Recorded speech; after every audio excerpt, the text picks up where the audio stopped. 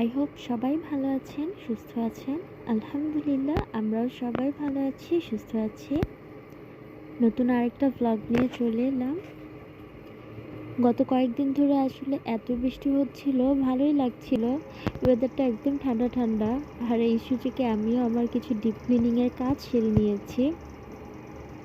Weather ঠান্ডা থাকলে আসলে যে কোনো কাজ করে অনেক আরাম। তাই শীত আসার আগে আমি এই হালকা যে একটা ঠান্ডা ঠান্ডা ভাব, আবার খুব বেশি গরমও না, এরকম ওয়েদারে আমি ভারী কাজগুলো যতটুকু সম্ভব কমপ্লিট করে রাখি।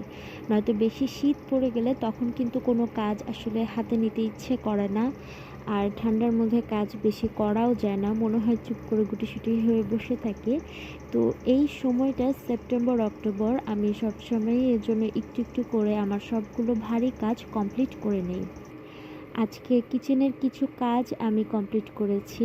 আমার ক্যাবিনেটের যে ড্রয়ারগুলো ছিল সেগুলো সম্পূর্ণটুকু ক্লিন করতে পারিনি, কারণ একদিনে তো আর সব কাজ করা সম্ভব নয়, টায়ার্ড হয়ে যাব, আর এত বেশি প্রেশার নিলে শরীরও খারাপ করবে। তাই আমি অর্ধেকটা ক্লিন করেছি, নেক্সট ডেতে বাকিটা করব।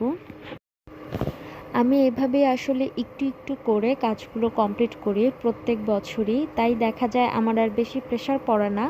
আর শীত যখন পুরোপুরি চলে আসে তখন খুব রিল্যাক্স একটা টাইম আমি স্পেন্ড করি।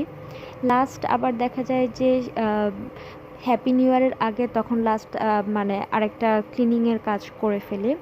তো যাই হোক, আমার ক্যাবিনেটের যে ফার্স্টের দুটো ড্রয়ার তাক আর কি, সেই তাকের নিচের যে তাকটা সেটা আমি আমার হটপটগুলো গুছিয়ে রেখেছি, কারণ শীত আসলে হটপটের দরকারটা খুব বেশি পড়ে যায়। পিঠা বলি না কেন বা যে কোনো খাবার গরম রাখার জন্য এটা অনেক বেশি জরুরি। তাই আমার বড় ছোট সবগুলো হটপট আমি এখানে সুন্দর করে সাজিয়ে রেখেছি। আরেকটা বিষয় বলে রাখি, আমি কিন্তু পুরোটা ড্রয়ার স্যানিটাইজ করে তারপরে ক্লিন করে আমার যে ছোট চার্জার ফ্যানটা আছে সেটাতে খুব ভালোভাবে শুকিয়ে নিয়েছি, কারণ ভেজা ভেজা ভাব থাকলে সমস্যা, স্যাঁতস্যাঁত হয়ে যাবে সব কিছু।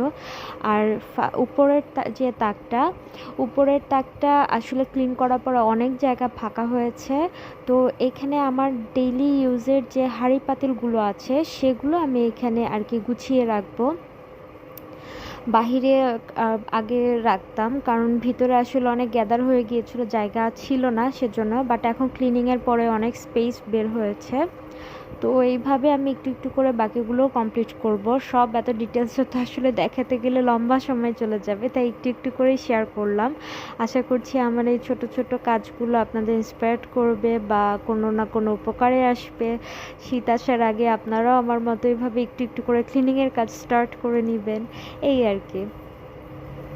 আর গুড়ের শিরাও বসিয়েছি, আজকে আর বানাবো না, জাস্ট গুড়ের শিরাটা রেডি করে রেখে দিব, ঠান্ডা হলে ফ্রিজে রেখে দিব, নেক্সট ডেতে ইনশাল্লাহ বানাবো।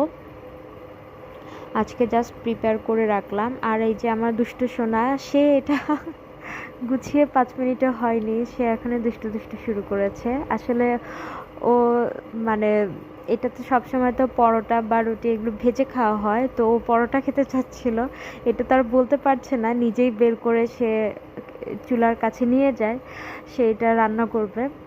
তো এভাবেই আর কি চলতে থাকে আমাদের কাজকর্ম বাবুকে নিয়ে। একই কাজ দেখা যায় বারবার আমার রিপিট করতে হয়। তো আশা করছি আমার আজকের এই ছোট্ট ব্লগটা আপনাদের ভালো লেগেছে। আর অবশ্যই আমার চ্যানেলটা যদি সাবস্ক্রাইব না করা হয়ে থাকে তাহলে সাবস্ক্রাইব করে নেবেন। সবাই ভালো থাকবেন, সুস্থ থাকবেন।